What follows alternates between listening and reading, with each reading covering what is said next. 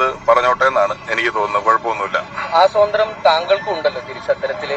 എനിക്ക് സംസ്കാരം കൂടി ഉണ്ട്, സ്വാതന്ത്ര്യം മാത്രമല്ല ഉള്ളത്. അതുകൊണ്ട് ഈ സംസ്കാരം സമരം ചെയ്താൽ കിട്ടുന്നൊരു കാര്യമല്ല, അതിനെപ്പറ്റി കിട്ടൂല. അപ്പോ സുഹൃത്തുക്കളെ, തോമസ് ഐസക്കുമായി ഉണ്ടായ ഒരു വാഗ്വാദത്തിന്റെ പേരിൽ നമ്മുടെ രമേഷ് പിഷാരടി പറഞ്ഞൊരു വാക്കാണ് സംസ്കാരം സമരം ചെയ്താൽ കിട്ടില്ല. ഒരു ചെറിയൊരു വീഡിയോ കൂടി നിങ്ങളൊന്ന് കാണണേ. അതല്ല, എന്തെങ്കിലും ഓൺ ചെയ്യാൻ നോക്കിയ വേറെ എന്തെങ്കിലുമൊക്കെ ചെയ്താലേ സംസ്കാരം ഉണ്ടാവൂ, അല്ലെങ്കിൽ സമരം കൊണ്ട് നമ്മൾ എന്തെങ്കിലും സംസ്കാരം ഈ നാടിനകത്ത് ഉണ്ടാക്കിയിട്ടുള്ളൂ. ഇന്ന് നമ്മൾ കാണുന്ന സംസ്കാരം എന്നൊക്കെ പറഞ്ഞ സോക്കോൾഡ് സംസ്കാരം എന്നൊക്കെ പറയുന്ന സംഭവങ്ങളിൽ പലതും ഇന്ന് നമ്മൾ സമരം ചെയ്ത് നമ്മൾ വെട്ടിപ്പിടിച്ചിട്ടുള്ള പലതുമാണ്. ഇന്നേ വരെ ഈ ഭൂമിയിലുള്ള ഇത് ജിൽഷാദ് ഒരു സ്റ്റുഡന്റ് ആണ്. ആ സ്റ്റുഡന്റിന്റെ ഒരു സാമാന്യ ബോധം പോലും നമ്മുടെ രമേഷ് പിഷാരടിക്കില്ല എന്ന് ഞാൻ പറയും. തീർച്ചയായിട്ടും ഞാൻ അങ്ങനെ തന്നെ പറയുന്നു. ആ ഒരു സ്റ്റുഡന്റിന്റെ സാമാന്യ ബോധം പോലും രമേഷ് പിഷാരടിക്ക് ഇല്ല എന്നുള്ളതാണ് വളരെയധികം വിഷമത്തോടു കൂടി നമ്മൾ മനസ്സിലാക്കേണ്ട ഒരു പ്രധാനപ്പെട്ട കാര്യം. എന്ത് എന്ന് പറയാം, നമ്മൾ സമരം ചെയ്തു തന്നെയാണ് നമ്മളിപ്പോൾ ഈ കാണുന്ന ഒട്ടുമിക്ക സംസ്കാരങ്ങളും നമ്മളിപ്പോൾ ഫോളോ ചെയ്യുന്നത്. നമുക്ക് കേരളത്തിലെ ചരിത്രം ഒന്ന് പരിശോധിക്കാം. ചരിത്രം പരിശോധിക്കുമ്പോൾ ആദ്യമായിട്ട് നമ്മൾ അറിയേണ്ടത് കേരളത്തിലുണ്ടായിരുന്ന ഒരു ജാതി വിവേചനത്തെ കുറിച്ചിട്ടാണ്. ജാതിയുടെ പേരിൽ ഇപ്പോൾ ഉത്തരേന്ത്യയിൽ നടന്നുകൊണ്ടിരിക്കുന്ന വിവേചനങ്ങൾ അതിനേക്കാൾ ഭീകരമായ അവസ്ഥയിൽ 19-ാം നൂറ്റാണ്ടിന്റെ ആദ്യ കാലഘട്ടങ്ങളിൽ നമ്മുടെ കേരളത്തിൽ ശക്തമായിട്ടുണ്ടായിരുന്നു. 18-ാം നൂറ്റാണ്ടും 19-ലൊക്കെ ഗംഭീരമായിട്ടുണ്ടായിരുന്നു എന്നതാണ്. അതുകൊണ്ട് തന്നെയാണ് ഒരിക്കൽ നമ്മുടെ കേരളത്തെ ഇതൊരു ഭ്രാന്താലയമാണ് എന്ന് സ്വാമി വിവേകാനന്ദന് വിളിക്കാൻ തോന്നിയത്. ഇത് ഈ ഇപ്പൊ പറഞ്ഞ സംസ്കാരം സമരം ചെയ്താൽ കിട്ടില്ല എന്ന് പറഞ്ഞ ആളുകൾക്കുള്ള, അല്ലെങ്കിൽ അതിന് കൈയടിക്കുന്ന, അതാണ് ശരിയെന്ന് വിചാരിക്കുന്ന ആളുകൾക്കുള്ള ഉത്തരം മാത്രമാണ്. മറ്റുള്ളവരൊന്നും ഇതിന്റെ പിന്നാലെ കയറേണ്ട ആവശ്യമില്ല എന്നൊരു അല്പം ഇൻഫോർമേറ്റീവ് കൂടിയാണ് ഇത് എന്ന് ഞാൻ പറഞ്ഞുതരാം. സുഹൃത്തുക്കളെ, വർഷങ്ങൾക്ക് കുറേ അങ്ങോട്ട് പുറകിലോട്ട് പോയി കഴിഞ്ഞാൽ നമ്മുടെ കേരളത്തിൽ ഒരിക്കൽ ക്ഷേത്രപ്രവേശന വിളംബരം എന്ന് പറഞ്ഞ പരിപാടി നടന്നിട്ടുണ്ട്. അതായത് ക്ഷേത്രത്തിനകത്തേക്കും ക്ഷേത്രത്തിന് ചുറ്റുമുള്ള റോഡുകളിലേക്കും താഴ്ന്ന ജാതിക്കാർ എന്നൊക്കെ പറയപ്പെടുന്ന ഹിന്ദു വിഭാഗത്തിലെ ആളുകൾക്ക് വഴി നടക്കുവാനും അമ്പലത്തിലേക്ക് കയറുവാനുള്ള ഒരു സംസ്കാരം ഉണ്ടായത് സമരം ചെയ്തിട്ടാണ്.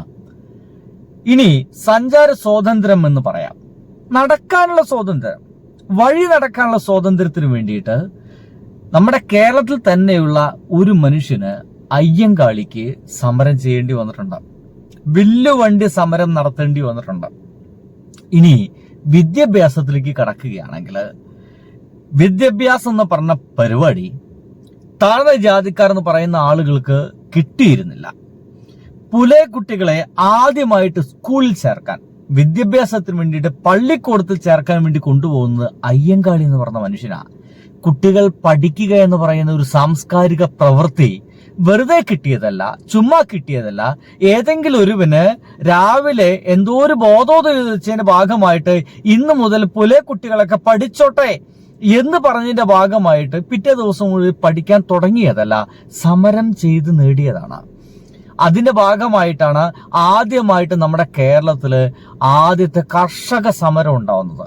പുലേ കുട്ടികളെ പഠിപ്പിച്ചിട്ടില്ലെങ്കിൽ നിങ്ങളെ നെല്ല് കൊയ്യില്ല എന്ന് പറഞ്ഞതിന്റെ ഭാഗമായിട്ട് 1.5 വർഷത്തോളം നമ്മുടെ നെൽപ്പാടങ്ങൾ തരിച്ചിട്ടതിന്റെ ഭാഗമായിട്ടാണ്, ഇനി തിന്നാൻ കിട്ടില്ല എന്ന് മേലാളന്മാർക്ക് ബോധ്യമായതിന്റെ ഭാഗമായിട്ടാണ് പുലേ കുട്ടികളെ സ്കൂളുകളിൽ പഠിപ്പിക്കാമെന്നുള്ളൊരു തീരുമാനം വന്നത്. എന്നിട്ടും മറ്റു കുട്ടികൾ എന്ന് പറയുന്ന മറ്റു ജാതി കുട്ടികൾ ഇരിക്കുന്ന ഇരിപ്പിടത്തിൽ ഇരിക്കാൻ കഴിയാതെ ചാക്കിലൊക്കെയായിരുന്നു ഈ പാവം കുഞ്ഞുങ്ങൾ ഇരുന്ന് പഠിച്ചിരുന്നെന്നുള്ള യാഥാർത്ഥ്യം മനസ്സിലാക്കുക കഴിഞ്ഞിട്ടില്ല. ഇന്ന് ഒരു 100% കേരളം ഒരു സാക്ഷരത കൈവരിച്ചൊരു നാടായി മാറിയിരിക്കുന്നു. അപ്പൊ ഇങ്ങനത്തെ ഒരു സാംസ്കാരിക മാറ്റം ഉണ്ടായത് രമേഷ് പിഷാരടിമാരൊക്കെ മനസ്സിലാക്കേണ്ടത് സമരം ചെയ്ത് നേടിയെടുത്തത് തന്നെയാണ്. അല്ലാതെ സംസ്കാരം എന്ന് പറയുന്നത് ചുമ്മാ കിട്ടുന്ന ഒന്നല്ല. കഴിഞ്ഞിട്ടില്ല. നമ്മളൊക്കെ ഭയങ്കര അന്തസ്സായിട്ട് വസ്ത്രം ധരിക്കുന്ന ആളുകളല്ലേ. സാംസ്കാരികമായിട്ട് ഏറ്റവും അന്തസ്സായിട്ട് വസ്ത്രം ധരിക്കുന്നതാ. സമരം ചെയ്ത് നേടിയെടുത്തതാണ് വസ്ത്രം ധരിക്കാനുള്ള സ്വാതന്ത്ര്യം എന്നുകൂടി ഇദ്ദേഹം അടക്കമുള്ള ആളുകൾ, ഒരുപക്ഷെ അദ്ദേഹം അടക്കമുള്ള ആളുകൾ ചിലപ്പോൾ അത് മനസ്സിലായി എന്ന് വരില്ല. അവരതിന്റെ എല്ലാ പ്രിവിലേജുകളും അനുഭവിച്ച് ജീവിച്ചിരുന്ന ആളുകളാണ്. എന്നതിനാൽ പിഷാരടിമാർക്ക് ചിലപ്പോൾ ഇതൊന്നും മനസ്സിലാവണമെന്നില്ല. എങ്കിലും ഒന്ന് പറയാം, ഒന്നിന്റെ പേരാണ് ചാന്നാർ ലഹള, വേറൊരു പേരുണ്ട് മാറുമറക്കൽ സമരം. നമ്മുടെ കേരളത്തിൽ സ്ത്രീകൾക്ക് മാറുമറയ്ക്കാനുള്ള അധികാരം ഉണ്ടാകുന്നില്ലടോ. അവരവരുടെ ബ്രസ്റ്റ് മുലകൾ പുറത്ത് കാണിച്ചുകൊണ്ട് നടക്കണമായിരുന്നു. അവർക്ക് അത് കിട്ടിയത് അങ്ങനെ ഒരു സാംസ്കാരിക മാറ്റം, മാറുമറയ്ക്കുക എന്ന് പറയുന്ന സാംസ്കാരിക മാറ്റം നടന്നത് സമരം ചെയ്തതിന്റെ ഭാഗമായിട്ടാണ്.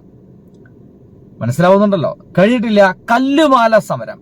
താഴ്ന്ന ജാതിക്കാരാണെന്ന് വ്യക്തമാക്കാൻ വേണ്ടിയിട്ട് കല്ലുമാല ധരിച്ച് നടക്കേണ്ട ഗതികേട് നമ്മുടെ കേരളത്തിലുണ്ടായിരുന്നു.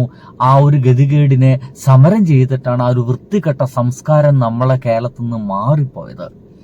ഇതിനുശേഷം പിന്നീട് ഇവിടേക്ക് EMS നമ്പൂതിരിപ്പാടിന്റെ നേതൃത്വത്തിൽ ഒരു ഇടതുപക്ഷ ഗവൺമെന്റ് വരുന്നു. ഒരു കാർഷിക വിപ്ലവം നടക്കുന്നു. ഭൂപരിഷ്കരണ പ്രസ്ഥാനങ്ങളൊക്കെ ഉണ്ടാവുന്നു. ഭൂപരിഷ്കരണം നടക്കുന്നു. സാമ്പത്തിക സ്വാശ്രയത്വം ഇവിടുത്തെ ഓരോ ആളുകൾക്കും വരുന്നു. ഭൂമി കർഷകനാണ് എന്ന് പറയുന്ന ഒരു മുദ്രാവാക്യം വരുന്നു. കർഷകർക്ക് ഭൂമി കിട്ടുന്നു. ഇവരെ ചിന്താഗതികളും മറ്റുമൊക്കെ മാറിപ്പോകുന്നു എന്നർത്ഥം. ഇങ്ങനെ ഒരു തരത്തിൽ നോക്കിക്കഴിഞ്ഞാൽ ഒരുപാട് സമരങ്ങളിലൂടെയാണ് നമ്മൾ ഓരോന്നും കിട്ടിയത്, നമ്മൾക്ക് ഓരോന്നും തെരഞ്ഞെടുക്കാൻ കഴിഞ്ഞു എന്നുള്ള യാഥാർത്ഥ്യം മനസ്സിലാക്കുക. ഒരു തരത്തിൽ പറഞ്ഞു കഴിഞ്ഞാൽ കല്ലുമാലിട്ട് നടക്കുക എന്നൊക്കെ പറയുന്ന ഒരു തരം സാംസ്കാരിക സമരം തന്നെയായിരുന്നു. അത്തരത്തിലുള്ള ചില സാംസ്കാരിക സമരത്തിന്റെ ഭാഗമായിട്ടാണ് ഒരു അന്തസ്സ് വീണ്ടെടുക്കുന്ന അവസ്ഥ. തങ്ങൾ താഴ്ന്ന ജാതിക്കാരാണെന്ന് മനസ്സിലാക്കിക്കാൻ വേണ്ടി അങ്ങനത്തെ മാലയിട്ട് നടക്കുന്ന ആളുകൾക്ക് അത് ഒഴിവാക്കാവുന്ന ഒരു അവസ്ഥയിലേക്ക് എത്തുന്നത് ഇതിന്റെ ഭാഗമായിട്ടാണ്. ഇങ്ങനെയാണ് അടിമത്വം ഇല്ലാതാക്കുന്നത്. ചുരുക്കി പറഞ്ഞു കഴിഞ്ഞാൽ നമ്മുടെ കേരളത്തിൽ എന്തൊക്കെ മാറ്റങ്ങളുണ്ടോ, നിങ്ങളെ ഭക്ഷണത്തില്, നിങ്ങളെ വസ്ത്രത്തില്, നിങ്ങളുടെ ജീവിതത്തില്, വിദ്യാഭ്യാസത്തില്, നിങ്ങൾ വഴി നടക്കുന്നതില്, നിങ്ങൾ പ്രാർത്ഥിക്കുന്നതില്, നിങ്ങൾ അമ്പലത്തിൽ പോകുന്നതില്, അങ്ങനെ എന്തൊക്കെ സാംസ്കാരികമായിട്ടുള്ള മാറ്റങ്ങളാണോ നിങ്ങൾ ജീവിതത്തിൽ അനുഭവിക്കുന്നത്, ഇതൊന്നും ഒരു മേലാളന്മാര് ഒരു പാതിരാക്കിനാവ് കണ്ടതിന്റെ ഭാഗമായിട്ട് പിറ്റേ ദിവസം പതിച്ചു തന്നതല്ല, പതിച്ചു കൊടുത്തതല്ല. നമ്മൾ മലയാളികൾ, ഇവിടെയുള്ള ജനങ്ങള്, സാംസ്കാരിക നേതാക്കന്മാര്, ഇവിടെയുള്ള ഇടതുപക്ഷത്തിന്റെ മറ്റു നേതാക്കന്മാര് സമരം ചെയ്ത് നേടിയെടുത്തത് തന്നെയാണ്.